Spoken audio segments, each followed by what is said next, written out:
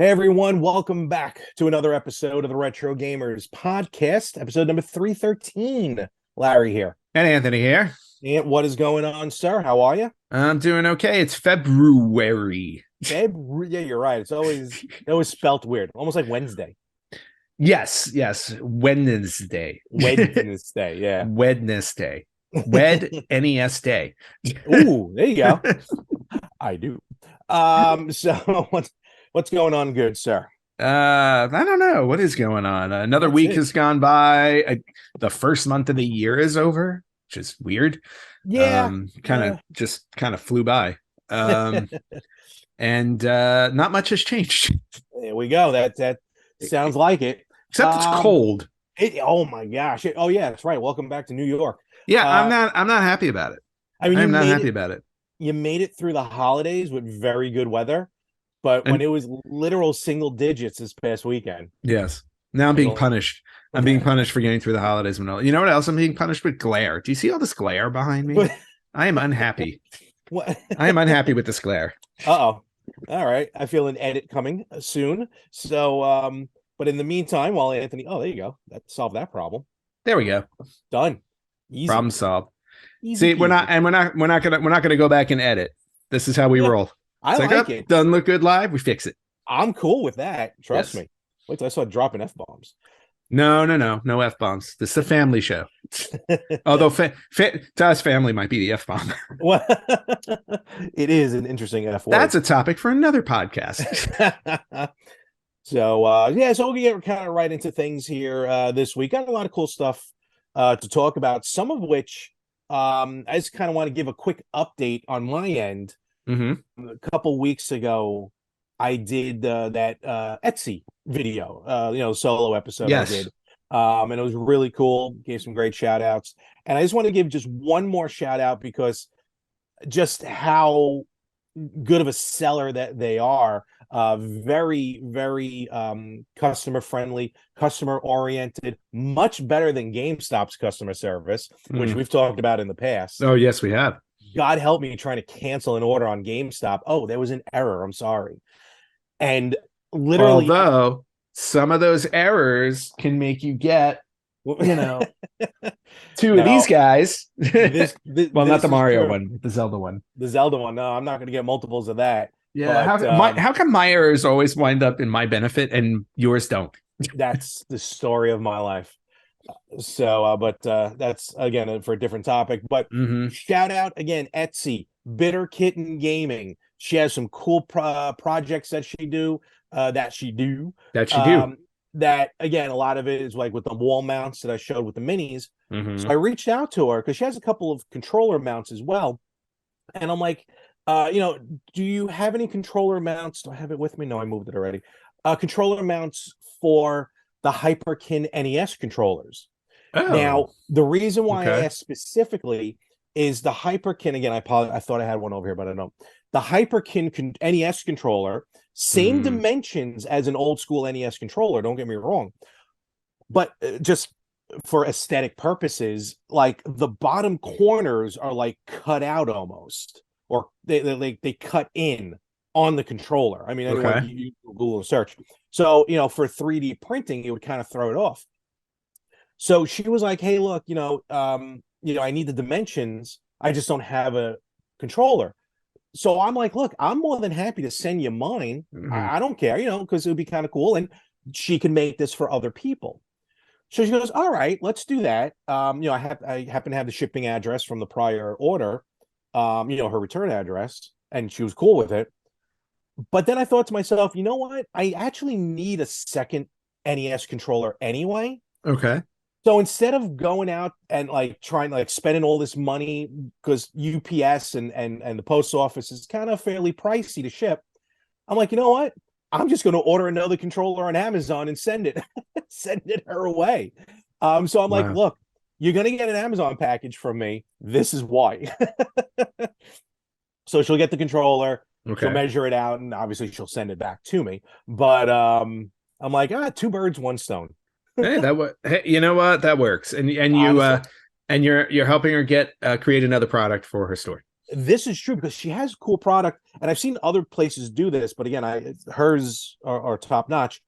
They're controller holders, right? Like Super Nintendo and Genesis is mostly what I've seen this for.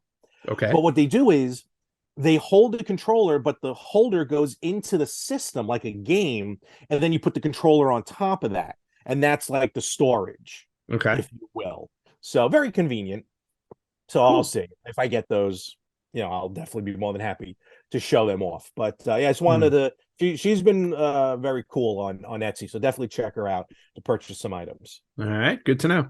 Yes. Well, actually, I had a few things happen. I don't know if you want me to keep ranting here. I don't know. If you want, you can either keep ranting or we can alternate rants. Which one do you want to do?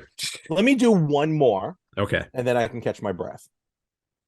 So I got a new game in the mail. I purchased a new game for an old system. The box came from Italy. A buongiorno, buon compleanno, di faccia brutte. Stop. That's all the Italian I know. And I don't even know if it's Italian. So, I know plenty of words in Italian, but I can't use them here. It's from someone's gonna need to get glasses. And it won't be me. No, right? Forgive me, I can't read. I just got two new eyes. Studio Loading, it looks like, is the name of the company. Forgive me if I'm mispronouncing that. A game called Flying Arrows on the Game Boy. Let me guess. Side scroll shooter? No, it's more like a platformer, if you will. Oh, okay. With some dungeon elements to it. Very cool. So very cool. What I like about this one, this is one of the first that I saw. I'm not saying the first, but one of the first I saw that is a independent publisher where the game is also has it's the second game I saw that has a Super Game Boy border to it. Oh, cool. If you put in Super Game Boy, a custom border comes out. Nice. So yeah, it plays really cool on Game Boy Color, and Super Game Boy. And what was really cool, because I forgot about this, the reason why I knew about the Super Game Boy is it came with a secondary sticker label. Oh. Secondary label. Let's see if I can see that. Oh, so you can put that on there if you want to. And it's got the Super Game Boy logo on. That's awesome. So I don't know if I want to put it on there though. Yeah, because if you commit to putting it on there, then the label underneath is forever gone. Basically, and I don't want to put it on the back, so we'll see what happens. Yeah, but nevertheless, you could put it on the back. That way, you just have it applied. Yeah, I could, but then then you have both. This is true. But nevertheless, very cool. Again, I always love getting these brand new games for old systems. So very cool. Flying Arrows. It's a great little market, like new games for old systems. I'm telling you, and I'm not even going to call them homebrews anymore. They're independent publishers. Yeah. And there's some great games out there. I mean, I definitely got a good handful of them. There's that one, like a Tetris type game, Dashlin, I think it's called, or Dushlin.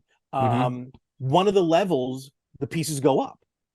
Oh, wow. Okay. Yeah, it's very weird. It's for the NES. So, but definitely check out, if you can, Flying Arrows on the Game Boy. Okay.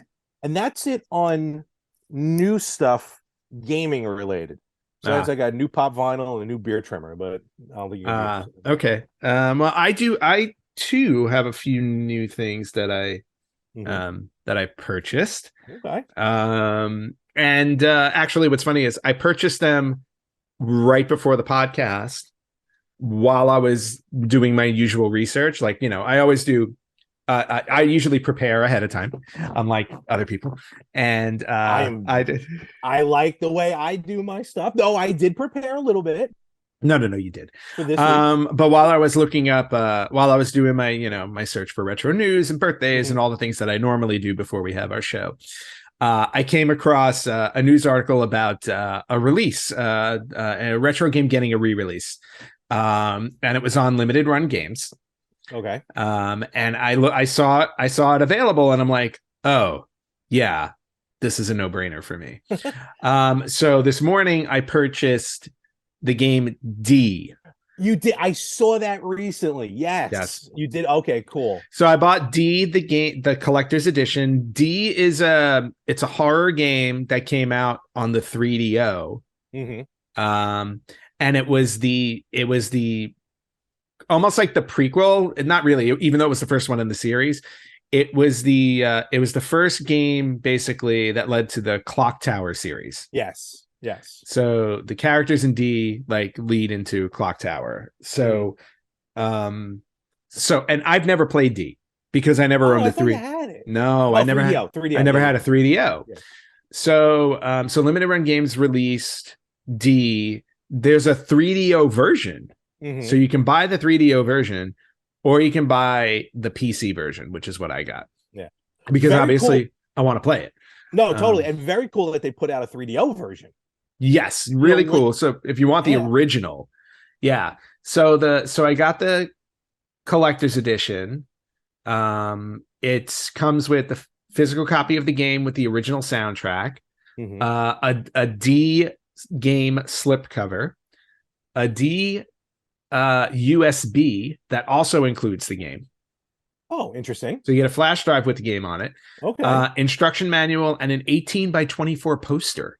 Ooh. Yeah. A big giant red D. Yeah, basically. That's no, I'm looking at it. No, it's the cover of the game. It's the D, it's the D with the face in the middle. So I thought that was really cool. The 3DO version was a little more expensive, I would imagine. Yeah, and I want to say it comes with the same stuff. Oh, it was a little more expensive because it's a 2-disc game. That's why. So so for 3DO, it's a 2-disc game. Oh no, but it also came with a 3-disc Japanese director's cut and a soundtrack. And the soundtrack. Even though I'm getting the soundtrack. Can you imagine what that's like? Yeah. But the other the one that I was really surprised about, hold on. Let me find it.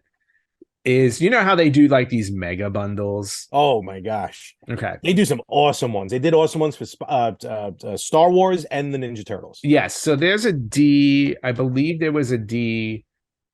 Oh no, there wasn't a mega bundle. There was a mega bundle.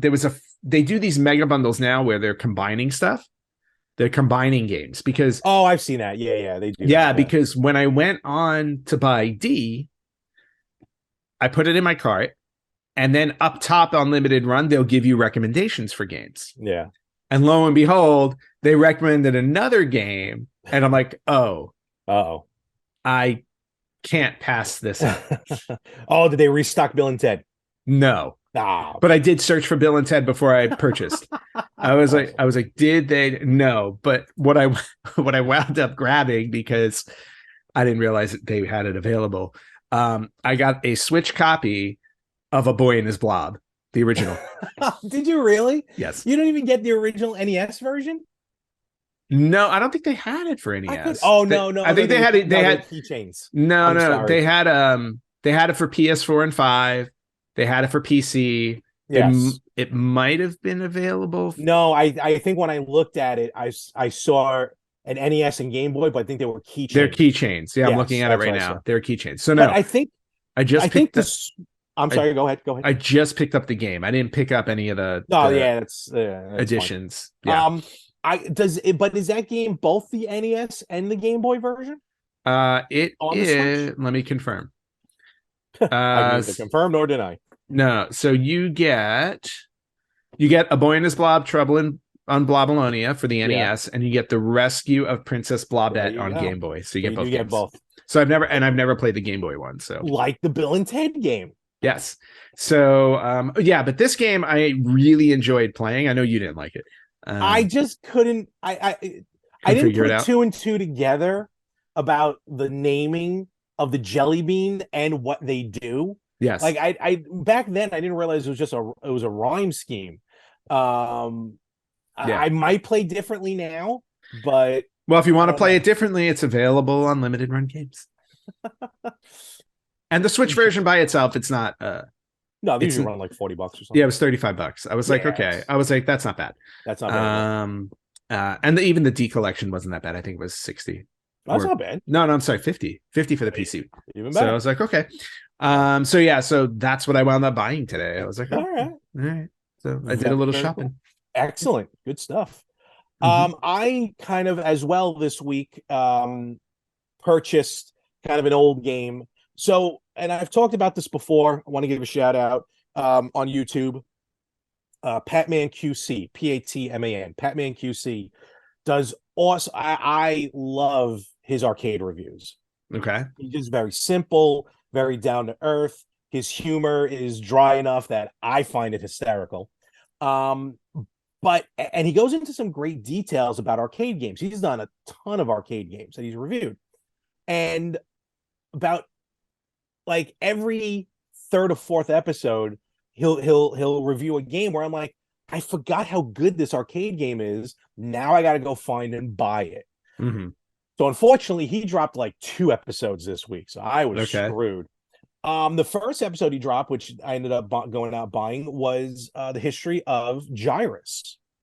Oh, okay. So if you remember Gyruss played like, imagine a hybrid of Tempest and Galaga. Where it goes, the ship goes around the board. Yes. All right, and but it has that Galaga feel to it. First thing I learned that it was pronounced Gyruss, not Gyrus, because that's how I've been pronouncing it for 30-something years. Well, GY usually would make it a soft G. I figured it was Gyrus. I mean Gyrus. Gyrus, gyrate, let's call the whole thing off. And then what he does is at the end of his episodes, he always goes through the conversions, basically the home versions of the game, both the bad ones and the good ones. And he came across and he mentioned that it was re-released on the 360. And for years, I mean decades, I remember seeing Gyruss available on the 360. I just never pulled the trigger on it because I didn't have good memories of the game. So then when I saw his review, I'm like, oh, I forgot how good this game is. Went back for $5, bought it on the 360. Nice. And it's very simple. It's literally Gyruss, and you can change almost on the whim between the original arcade graphics and like enhanced graphics. Oh, nice. Oh, yeah, I like that. That's cool. A few games have been doing that.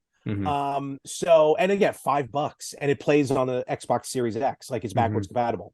So, so I picked that up. I've been playing that. And every time I mention it, I'm like, oh, you made me buy another game. Then he comes out, I'm like, oh, he's got a second one this week. And he reviews Gunsmoke. Oh. Now he reviewed not the TV show. No. It's such a good TV show. 600-something episodes. So he reviewed not the NES version, but the arcade version of Gunsmoke. The NES version is very different. Now, we've talked about it in the past. Nintendo, usually for an arcade game to come to the NES, they required, like, you had to add a couple levels and everything. Gunsmoke on the NES was almost like a complete overhaul of the arcade game as far as story and stuff like this. But again, reviewing the arcade version, I'm like, okay, now I want to get my hands on Gunsmoke, the arcade version. Come to realize they like never re-released it on anything. Oh, interesting. Except for like there was a Capcom collection on the PS2 and a PlayStation 1 Japanese import collection that the original arcade was on. So I'm like, dang it. But luckily enough, I did find it on the Capcom Arcade Series Volume 2. Oh, okay. Yes, but it was weird because it's not named Gunsmoke, but when you go through the games, the cabinets in the game, it has the Japanese version, the Japanese naming, but then it says AKA Gunsmoke. But for some reason, it doesn't give you the English ROM. It's only the Japanese ROM. It's very weird. Well, if it was a licensing thing at the time. I don't know. It could be because, again, Gunsmoke. And fun fact, Gunsmoke has a period in between the two words. It has to separate from the show. That's what they did that for. So you're right. Maybe they had to do it that way. But nevertheless, found Gunsmoke on which I have on the Switch, and I was playing that up, and I'm like, this is awesome. So 2 arcade games I'm going back playing and having just a ball. That's basically what I've been playing all week. I was waiting for a couple of my friends to sign on to Xbox because we got I downloaded Call of Duty Modern Warfare 2. Oh, gorgeous. So while waiting for one of their session to end, because I joined late, I'm like, all right, let me go play Gyruss. Nice. So it was pretty cool. Cool. So so that's very cool. A couple games I've been playing this week. Okay. Games I've been playing this week. Again, not so much not so much in the retro vein. I did drop back into the Atari 50 recently. Oh, did you? Okay. I dropped back into Atari 50. And again, when I drop back into it, it's like I play a couple of the games really quickly, but I'm really enjoying the history. Oh so, my god, the history. So I feel like I'm more watching it like a documentary. So, and I got to the point in the history where they talk about the first Pong cabinet that was sent to a bar to test. Yes. And how it broke down the first day. It's such a great story. Like I mean, it's one of the most well-known stories, I think, in gaming history. This has such a great ending to it. Yeah, and then spoiler alert for anybody who doesn't know the story, they sent a Pong arcade into a bar to test it. Within the first day, the bar, the owner of the bar calls them and says, "Hey, your machine's broken. Your dumb machine broke. Yeah, your machine broke. Get over here, pick it up. Not worth it." So then they sent somebody over to check it out. They open it up to see what's wrong with it. The reason why it stopped working is because it was so full of quarters that it backed up and it couldn't accept any more quarters. So the machine wasn't broken. It was just full. It was making money. It was making so much money so quickly that it couldn't hold all the quarters. So it's just a great story. And you hear it from the story from like some of the creators and the original people who were around for it. So it's actually kind of cool. So dropped into that for a little bit. This as well as I do, since you were there. We played some Mario Party Superstars this week on Switch. We did, and I forgot to mention, we played Thursday? Yeah. Last night I couldn't get it. Last night from when recording, I couldn't get any sleep. So I went on and I played some more Superstars on my own. Nice. And I tried to do online gaming, but no one else is playing it, or at least no one was playing it at 2 a.m. So, but yeah, no, I'm like all in now. Like I'm back into on Mario Party, because I almost played Mario Party 1 on the N64 expansion pack. Oh, yeah. Mm-hmm. That's how deep I was going into it. Yeah, no, I love the Mario Party games. I've always been a big fan of them. I never made a jump off. I didn't really make a jump off the N64. Like I never got the game. I never played the GameCube ones or the Wii ones. But now on the Switch, I have both Mario Party games, and they're both fun in their own right. But Superstars is such a great callback. Oh my gosh, is it ever? And it's funny. I think I own a Wii Mario Party, but you're right, for me as well. Mm-hmm. Maybe because we were like solo players, and that game really, you can play one player, don't get me wrong. That's a couch co-op game. Exactly. Well, that's a couch game. Yeah, you want to play that with people. Yeah, you're right. So that's why I never purchased, though I did purchase the Game Boy Advance versions. Mario Party Advance, which is just a fun one-player game. On 3DS I bought them, and I used to have, and I don't know if I still have it, I might have been a victim to Hurricane Sandy, but I actually had, it was called Mario Party E, and it took advantage of the e-reader on the Game Boy Advance, but it was a board game. It had a board, and then you would draw cards, and you would scan the cards into the e-reader, and those were the mini games. Oh, that's kind of cool. Play with people. Yeah. That was cool to have. That's kind of cool. I gotta see if I can find that. Yeah. But no, yeah. So yeah, we had a blast with Mario Party. Yeah, we had a lot of fun. Rich cheated. 100%. Yeah, we played with Rich and Jack. Rich cheated and won. Calling him out on that. He just I don't know what he did. He sweet talked Toadette to drop stars near him. But yeah, that was a lot of fun. But then the two games I've been focused on mostly, and they are recent games, so it's not really retro. I'm playing Marvel's Midnight Suns on my PS5. Okay. It's a lot of fun. Frankie, actually, our friend Frankie, I had recommended it to him a couple months ago because he's like, I need a new game. I said, well, Midnight Suns looks really good. He picked it up. He's plowed through the whole thing. And so I've been playing it. It's kind of, I'm trying to think of another game the equivalent of, and I just keep coming up with Kingdom Hearts Chain of Memories. So it's like strategy battles, but you have to play cards.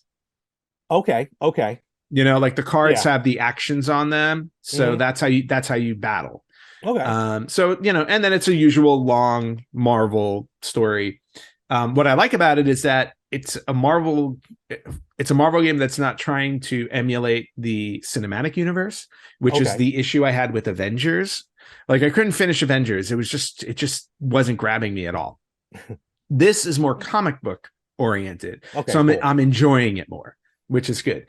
I can see that. Yeah. But the issue I'm having with it, and this is going to be like, this was kind of discussion I wanted to have with you today. Yeah. Is that because it's what I would call, I don't know what you call it, like a long form game. Like you have to put in 20, 30 hours, whatever, like whatever number, it's a game that, it's a game that's going to take a while to finish. I've been having a very hard time committing to playing games like this now. And I don't know what it is. It's kind of similar to the issue I've had where it's like when you sit down to watch TV, do you want to watch a 2.5 hour movie or do you want to watch like an episode of television? Because an episode of television is shorter. And then you wind up sitting down and binging 3 hours worth of TV shows anyway. So then you could have watched the movie. So I go into Midnight Suns and I play like one mission for maybe, so between between the story part of it where you're talking to people and the mission, it's about a half an hour. And then I need to step back and just walk away. It's not because the game is bad. It's just because my attention span is weird all of a sudden. We'll go to the flip side of it. The other game I've been playing a lot, Power Wash Simulator, which I absolutely love. And I know you picked it up. I tried. I did. Well, I downloaded it on the Xbox. Yeah. Yeah. Absolutely love it. And they released last week the Tomb Raider DLC. Yeah, that's pretty cool. Yeah, which is awesome. So it's 5 levels. And it's like, it's Lara Croft's mansion. It's her obstacle course from Tomb Raider 2. It's her with her motorcycle. Then it's her Jeep. And then the hedge maze. I don't know if you remember the hedge maze. I remember. Yes. So there's the hedge maze. And then the last level is her trophy room, which is really cool. Okay. But again, the whole point of Power Wash Simulator for me is like, it's just a game you can kind of play and relax. It's it just feels very zen. You sit back and relax. If it doesn't make you have to go to the bathroom all the time. But like, that's the game I turn on where it's like, I just want to play something for like 15 or 20 minutes and then 2 hours go by. So I looked at like how much time I've put into Power Wash Simulator since I bought it. I think I'm somewhere up to like 37 or 38 hours into this. Oh, wow. Yeah. Like environmentally speaking, that's terrible. Yes. That's a lot of wasted water. Yes, but I'm cleaning things. This is true. So like, and this is kind of the discussion I wanted to have with you because it's like long form games versus short form, like games that take, when you start them, you're going to be putting in a good number of hours. Like I almost started Shining Force CD this weekend, but I knew if I started it that I was in for a long haul. And I'm like, well, let me wait because I'm struggling to get through Midnight Suns. Plus I have a few other games that I started I need to go back to. Versus games where it's like, like the way I play Dead by Daylight or Fall Guys, all these multiplayer online games where it's like, when you sit down, a round of gaming is going to be 15, 20 minutes. And then it resets and you do it over again. So it's kind of like a little more mindless. And I'm just having like that debate with myself on, like, I'm fighting with myself over what to play because I think during the pandemic, I got so used to online gaming with friends as a way to cope with, being social. And it's like so hard to pull myself back from that. Not that I don't want to play with my friends, but to pull back from it and just go back to what I was doing, which are like single player, long form games. A very, very good question, because I think also how I see long versus short form games might be different than how you're seeing them. Because to me, I've always been used to short form games because of the Game Boy. The Game Boy was never designed for these epic hourly long games. You know what I mean? They were designed to be short games because it was on the go play. Even the Zelda game, Link's Awakening, which, was remade on the Switch, and we all got through that pretty quickly. Yeah. But even that, I think, would probably be like considered a long game for the Game Boy. But nowadays, I'm gonna chalk age into it now. We have jobs. Besides this, we live a life. Yeah, stupid jobs. So we have lives. I know for me, I don't get much gaming in because my other passion besides video games is wrestling, and that's on 4 days a week. It would be 5, but Thursdays I haven't gotten into those shows just as much. even though I do watch them when I can. So for me, I've been playing a lot of short form games because I feel like I don't have time to play because I want to watch TV. I want to watch these shows. But every now and again, because there's a lot of games that you're right, I want to play, but I just haven't started it because I know it's going to take forever. Like I want to play Shiny. I also have Shiny Force CD, and I want to play that. A couple other role-playing games to kind of get into. I just feel like I don't have the time. Yet, like a game like Metroid Dread came out of, and I was just sucked into it. Yeah. So nothing was going to stop me from playing it. Yeah. So I feel like for me, it's a matter of just timing. But I do lean towards shorter games just because there's a lot of other things I want to do. Yeah. Yeah. And I think it's interesting how it's so not subjective. Oh yeah. I was trying to find the right word. How subjective it is, because like I've also like when I've looked back to the past couple of years, I was so excited about Final Fantasy VII remake coming out, and it came out, and I got it. I got it right away, like day of. Yep. I played like through 4 or 5 hours of it, put it down, and didn't touch it for like 6 months. Yeah. And it was one of those things that I'm like, this is, you know what I mean? Like I had been dying for that game for years. I was like, and then I let it sit for a while. And then one day I said, what are you doing? You waited for this game forever. Go back and finish it. And then I plowed through. And when I say I plowed through, I'm talking like, I think at the end that was 45 hours I had to clock to finish that game. That's a lot longer than I thought. No. It was a long, like Final Fantasy games are always long. No, like true. These days. But I clocked in like 45 hours. But it's just like, I don't know if it's more me, if the games don't suck me in as well. Because when I picked up Ghost of Tsushima, once I started that game, I couldn't stop.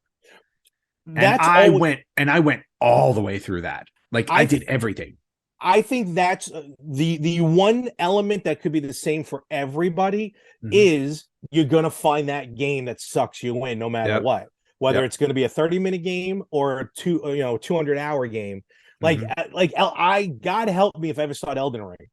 I don't own it. I didn't buy it, but that's like that and Skyrim. I've always been afraid to start. True. People are still playing Skyrim for like after a decade. Yeah. Oh yeah. Well, that's also different. Like you get and GTA 5. The game GTA 5. Yeah.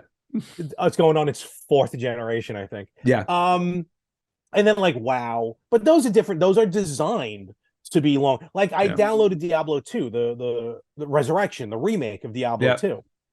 And I know because I played a ton of Diablo 3, but at some point I'm like, there's other things I want to do.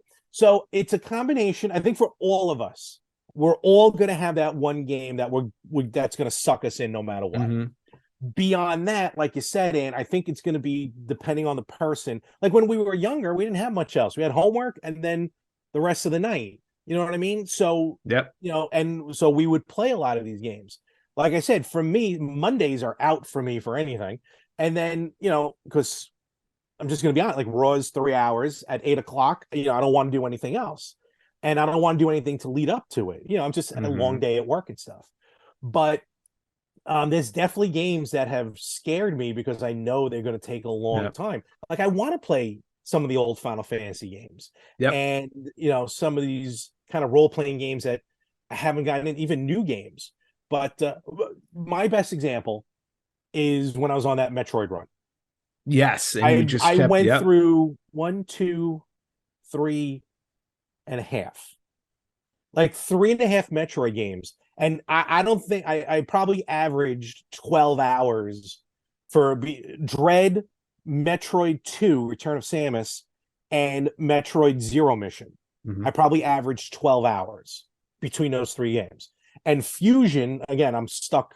And I put it down and I stopped playing. Yeah. Which is usually the case. And then I went to Castlevania Symphony of the Night. And then I started going through all that. Yep. So it almost like burnt myself out. But yeah, I enjoy short form games though more because you're going to be able to sit down and get through it. Yeah. And like I said, because of my love of handheld gaming, I'm probably more used to it. That's true. Yeah, see, and I was so used to playing solo games on console, so playing longer games didn't bother me. And I'm not saying they bother me. It's just that I'm just noticing my attention span for them has changed, and it's weird because it's like, you know, like I said, like I love everything Marvel. Like, you know, I'm a huge Marvel fan, have been since I was a kid. I even owned most of the really awful Marvel games, like X-Men on the NES, which I don't recommend anybody owns. But like, you know, like I bought all of those games, and those games back then were short. But, you know, and now like you have the opportunity, like with these new systems, to have these big, long, epic stories. And I'm not throwing myself into it like I used to. I think it's I'm going to wrap it up on my end, at least. I'm not saying you have to stop, but I'm going to, by saying nowadays we're in our 40s. And I think, yeah, I know, trust me. And I just think now it's just a matter of we know that we have to manage our time. I'm not saying like we're knocking on death's door.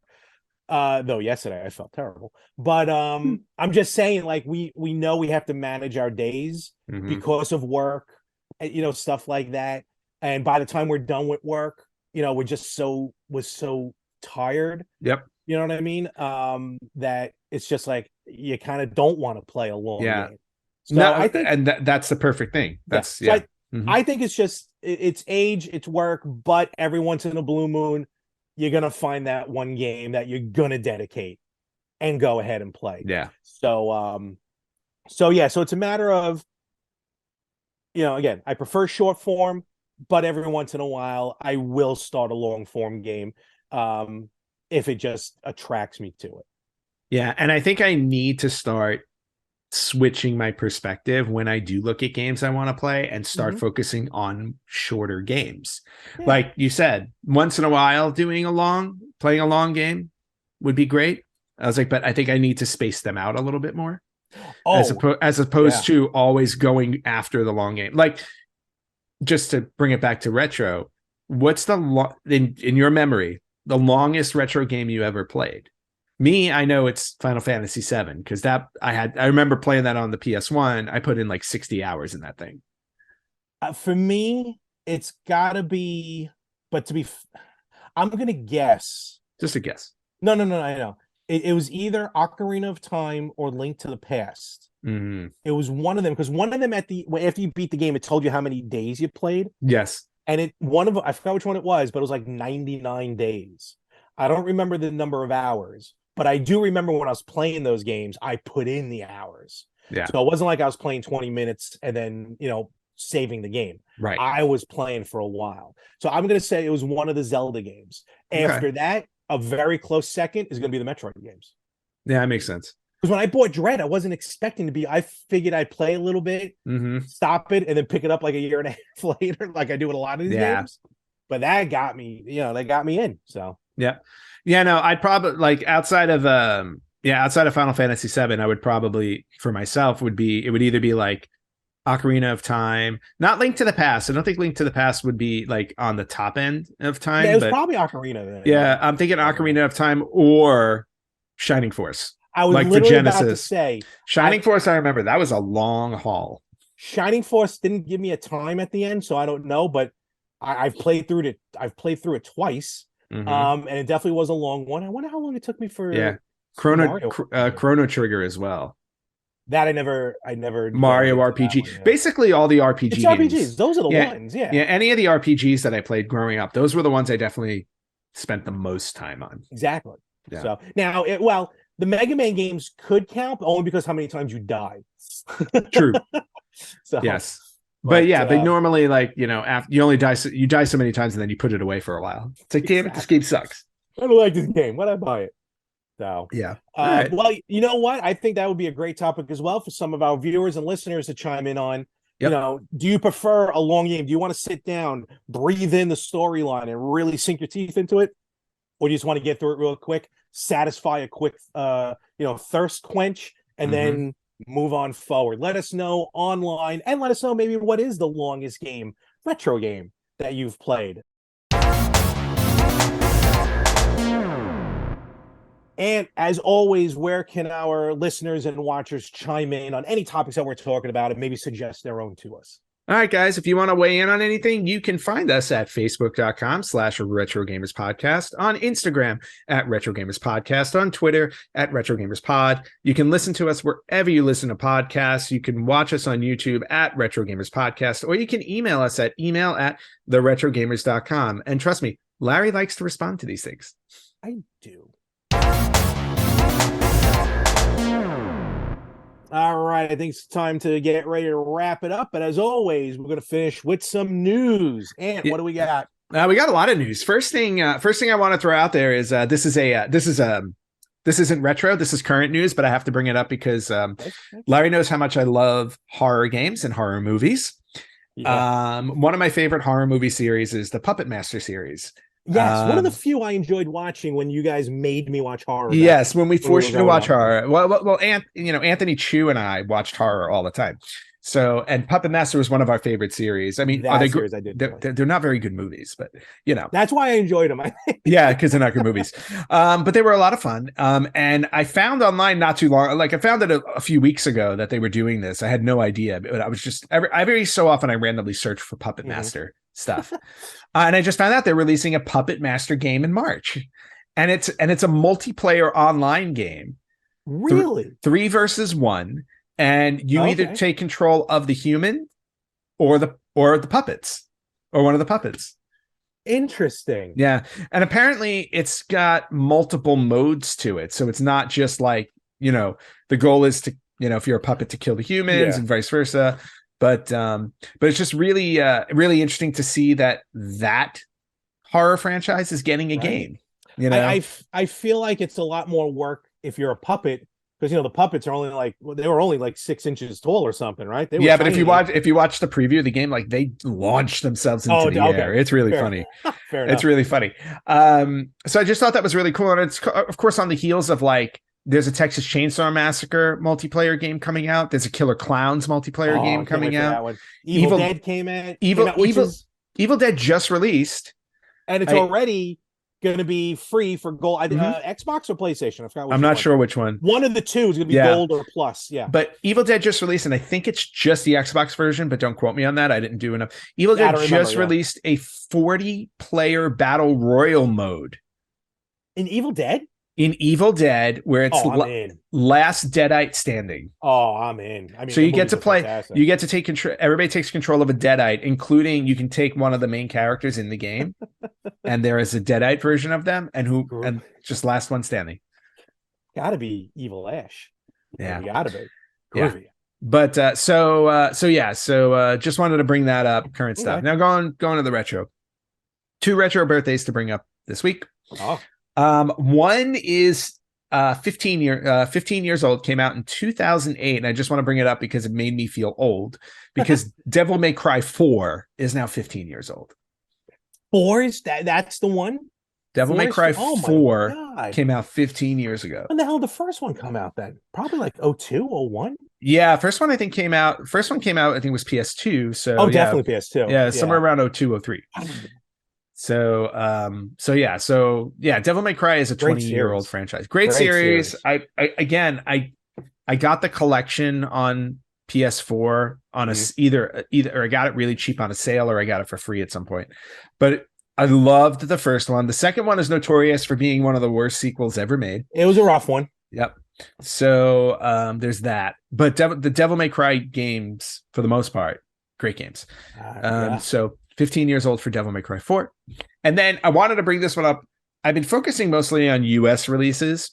Every once in a while, I focus on a foreign release, mostly Japan. But I wanted to bring this up just because of the history around it. It's the 30th retro birthday of the original Castlevania being released on the Famicom in Japan. Wow, the disc system? No. Oh, the Famicom. Yes. Yeah, so Castlevania was originally released on the Famicom disc system in 87 or 86, 87, I think. Yeah. And we got it on the NES as a cartridge because we didn't have a disc system for the Nintendo. In Japan, they didn't get Castlevania as a cartridge until like 6 years after the game Yeah, came it's out on the weird, disc. yeah. So if you didn't have the disc system, you couldn't play Castlevania. No. So it finally came out in 1993. So I just wanted to make a point that like Castlevania as a Famicom cartridge is only 30 years old. That's interesting. Right. So the NES cartridge is like 6 years older. And it's funny sometimes. Just I'm not going to deep dive into it, but just to realize what games came out on the disc system, like Gunsmoke was on the Famicom disc system. Yep. Very, very odd. But still 30th. Yep. That's Super Mario Brothers USA was on the disc system. Yes. USA was on disc. No, wait, I'm sorry. Super Mario Brothers 2. 2 was on disc. Sorry, Super Mario Brothers 2 was on the disc system. There too, Our Lost Levels. Yeah, there too. Mm-hmm. Very cool. I don't know if you have it in there, but I know there was actually a birthday. Unfortunately, we missed last week. We were on location, so we didn't have much in front of us. 25th anniversary last week, I want to say, of Final Fantasy Tactics. Oh, interesting. Which is very interesting because that was a departure. That Final Fantasy Tactics plays like Shining Force, hence the Tactics mode. I played a little. I didn't deep dive into it, unfortunately. That I have to go back and play because of my love for Shining Force. But 25 years for Tactics. Wow. You're a Shining Force snob. I am. I love. No, not a snob. No, I know. I'm just saying. Coke or Pepsi, my friend. Coke or Pepsi. Yeah. Well, I mean, I'll be honest with you. Retro wise, I've had more experience in Shining Force than I have Final Fantasy because, like I said, I played 7 and I played most of 8. I was like, and I just started playing 9 on my Switch like a year ago. And again, it's one of those things where it's like I go back every once in a while, do a little, take a break. Yeah, remind myself. I'd be like, where was I in this story? I've deleted more saves than actually. I know. But yeah, those are my two RPGs, cool. Shining Force and Final Fantasy. Excellent. Okay. Talked about Tomb Raider DLC on Power Wash Simulator, but the game itself now came out on the Switch, and PlayStation. So I don't think it came out on the Xbox, did it? No, it did. It did. I played because I played on the Xbox. That's right. It's on all of them now, which is kind of cool. Movie related news. Super Mario Brothers movie got a new trailer. Yes. And which neither of us have watched because we're committed. We already know we're going to see the movie. Dunsky. We don't want anything else revealed to us. Though, yes, a new trailer dropped, but I caught I think only the first 20 seconds of the trailer. Okay. Because they had it on social media, and I thought that was the new one. I didn't realize it was a new 2-minute trailer, which I'm not. You're right, not watching.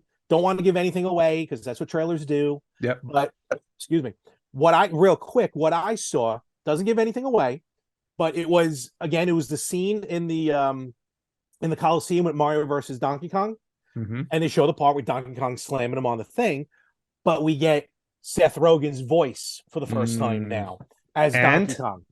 So again, didn't hear much of it, but I gotta say, first of all, I don't think Seth Rogen did anything to his voice. It's just Seth Rogen. It's just Seth Rogen. It sounds like, okay. Which and the way Donkey Kong looks, it kind of fits. You know what I mean? Like I'm not expecting him to none of that. Yeah. But it sounded fun, and it sounded. Can you do that again? Work. There you go. I pass out because I'm out of oxygen. Or I sound like Bubbles from Trailer Park Boys. But he sounds good. I have had no issues with any of the voices, especially Chris Pratt's. And then there was a scene where he does get a power up. I'm not gonna say which one, but he gets a power up, and I'll leave it at that. Okay. But yeah, no more trailer reviews on this podcast. No, until we get to the movie, and then we're gonna do an epic movie review. Yeah, we will do a movie review for sure. But the poster that was released.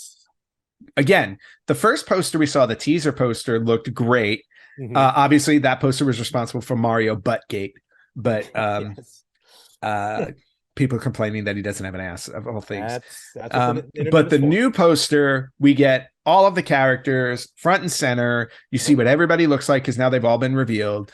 And then you get it's like a quadrant of the different worlds, I think, that are going to be in the movie.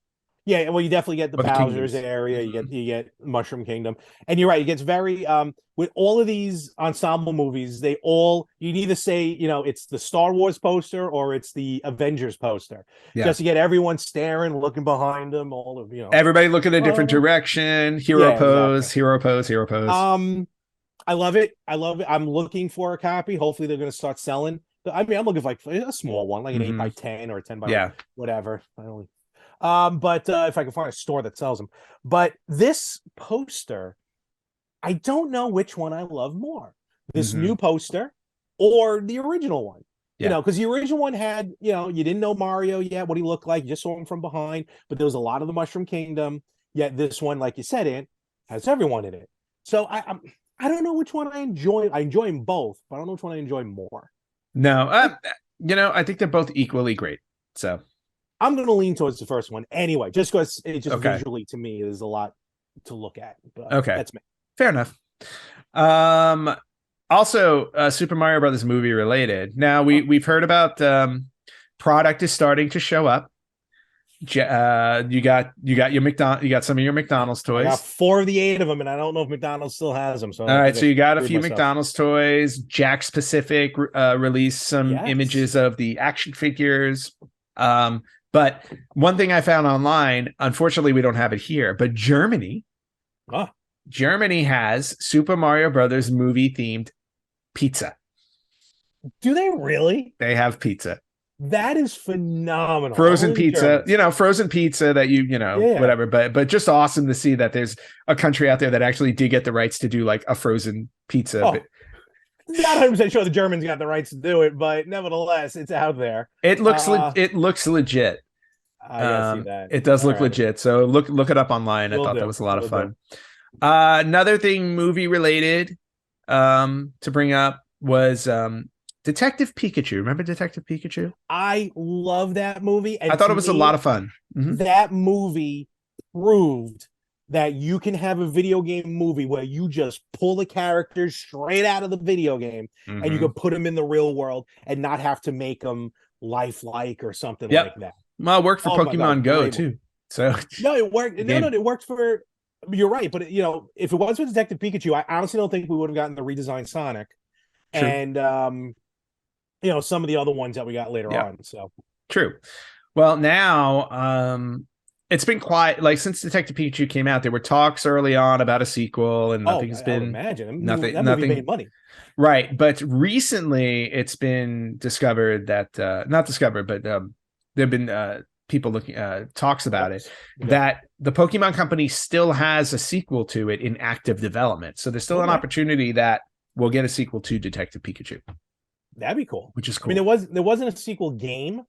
It'd be kind of cool if they actually went the way of the traditional Pokemon movies. Mm-hmm. Like they actually had to go out and go on an adventure or something. Team Rocket would be awesome and stuff like that. Or I mean, I think I just dated myself with Team Rocket. Yes, you did. Yeah, no, I actually you dated us earlier when you said our age range. So that is true, it's all good. Moving on to other news. Super Nintendo World has is a hair's breadth away of officially opening at Universal Studios Hollywood, but they've been doing previews and soft openings, which they call them now, where you'll go, like people will go to the park and find out, oh, it's open for us to go in. There's been a bit of a backlash. I don't know if you've heard about this. Why? There's been a bit of a backlash about the main attraction in the land, which is the Mario Kart ride. Okay. And the issue is there is a waistline limit. I saw this. Of 40 inches. Now, a lot of people are complaining because they're going to the park, they want to get on the ride, and they don't fit. Okay. Can I speak on behalf of the obese? of the over 40s? Yeah, no, 100%. Okay. Look, I'm not skinny, all right? I'm definitely heavy.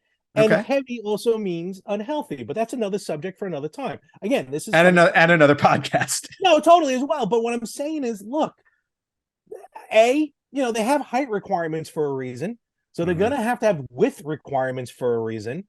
And to me, it's just another reason to get this country into more of a health conscious situation. You know, look, again, I'm heavy, I'm fat.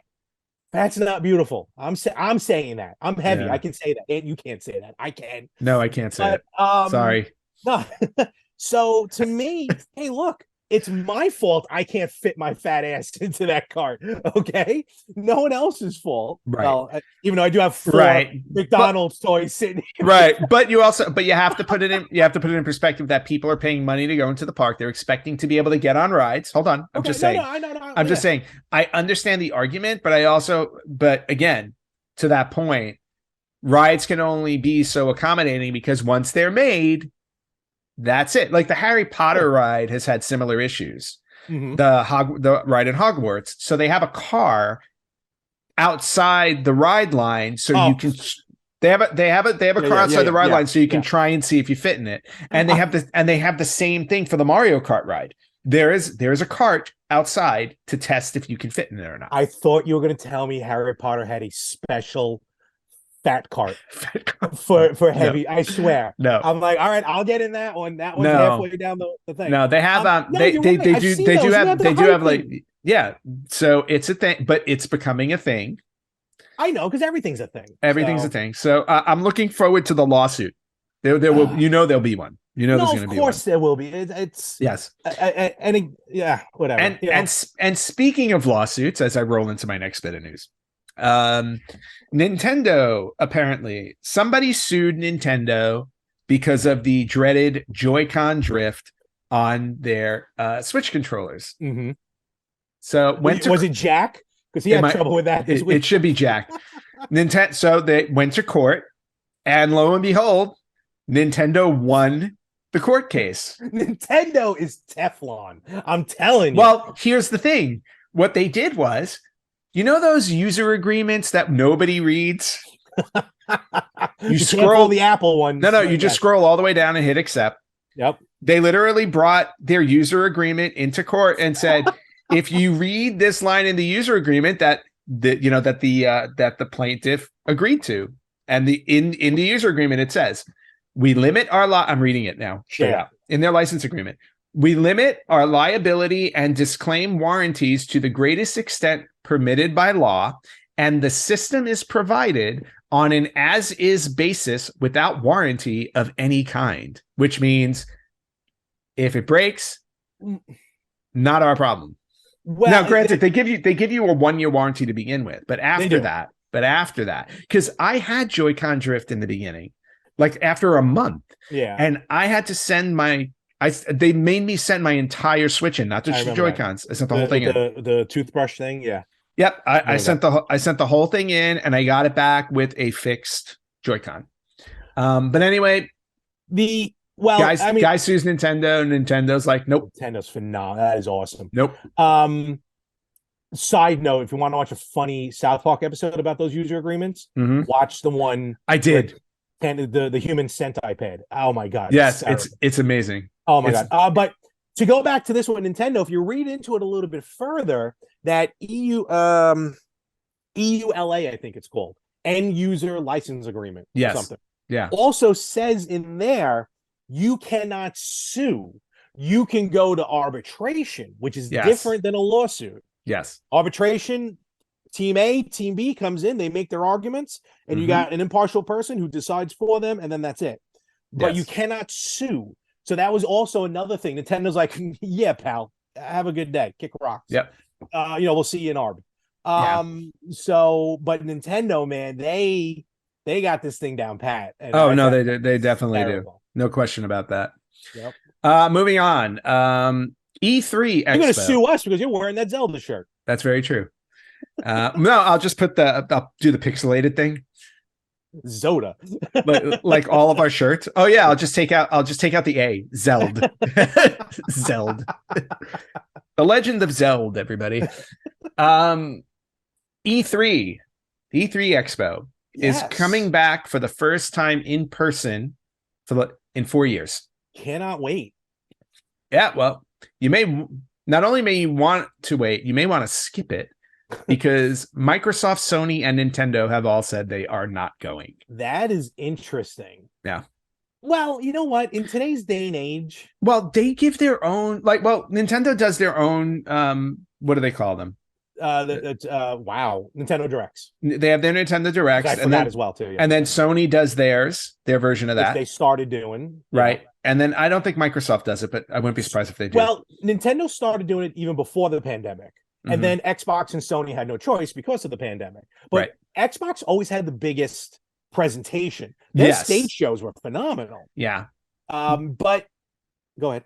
So no, go ahead. Continue. Oh, I was just gonna say, in today's day and age, I feel like those three, again, one of the few things I learned from the pandemic is I would rather watch a presentation or an award show with no audience, because you don't get the delays and the clapping, you don't get the this, that, and the other thing. It just goes through, slapping someone on stage. You just go through and you do it. So I don't have a problem with that.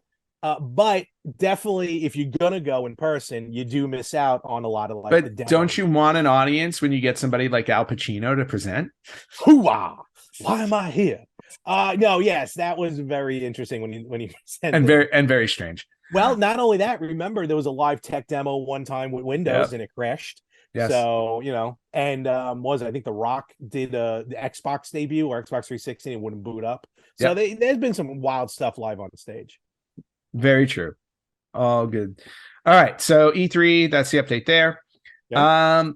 Very interesting. One of those weird modders online has done something to Zelda Link to the Past. Nope. Somebody has successfully reverse engineered The Legend of Zelda: A Link to the Past. Oh. So that it can be played. It can be played as a ROM. And apparently there was an issue with it before. I'm not exactly sure. When we get into the modding stuff, I always get a little confused. Yeah, no, but this was a news thing that was just available. So I just wanted to throw it out there. A plumber comes knocking on your door. Yeah. And then the last two things I wanted to throw out there. Well, three actually. One, another modder figured out that you can use your Switch Joy-Con as a replacement sensor bar for your Wii. Really? Yeah. If you download, there's something you need to download. By using Game Builder Garage, you can set up your Joy-Con as a Wii sensor bar. So if your Wii sensor bar is broken, use your Joy-Con. I do some modding. Not the weirdest replacement for a Wii sensor bar. You know what else you can also use? What? Tea candles. You know those tiny candles? Yes. I swear I saw someone online set up 2 tiny tea candles. No, that's not acceptable. And it worked. No, and it worked. Because all it is just the light bouncing off the Wii remote. That's all. That's just weird. Wow. All right. So last two things. One is we were talking about Final Fantasy earlier. January 31st, 1997 was the day Final Fantasy VII came out. So January 31st was the 36th anniversary, basically. One that you celebrate, yeah. One that you celebrate. But Japan announced last week on January 31st that January 31st will forever be known now as Final Fantasy VII Day. Yes. It's an official day. A decree. Celebration day in Japan. Kind of similar to how this past Friday, which was February 3rd, was National Carrot Cake Day. Like Japan is declaring like video game franchises and things like that as national days. We in the US, after talking about the Mario Kart waistline issue, we decree that food deserves a holiday. It does. Yes, it does. But anyway, January 31st is now officially Final Fantasy VII Day in Japan. Well, imagine that. All right, we have a holiday tomorrow. What are you doing? Mm-hmm. I'm waiting for the Final Fantasy to come around and leave a disc in my system to play. Yep. And then to close out, they've been doing a 35th anniversary celebration of Final Fantasy for almost a year now. I feel like for a while, yeah. Yeah, because it was to celebrate the 35th of Part 7, and now that's ending. But they are doing, and I don't know if they've been doing it for a while or if this is new, because it looks like it's new to me, but there's a 35th anniversary Final Fantasy concert going on tour. Okay. And so if you're interested in hearing some of the most iconic Final Fantasy music live in concert, you can go check out ffdistantworlds.com.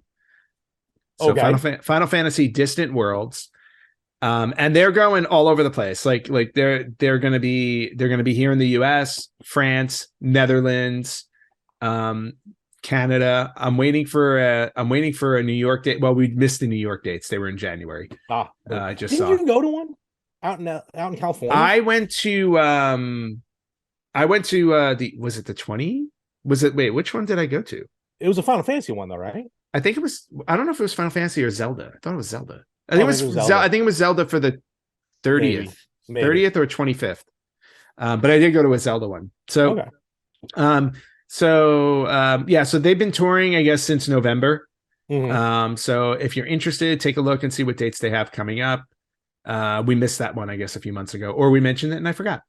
And that'll wrap it up for Retro News. All right. I think that'll wrap it up for this episode as well. Yes. And one more time, where can they find us?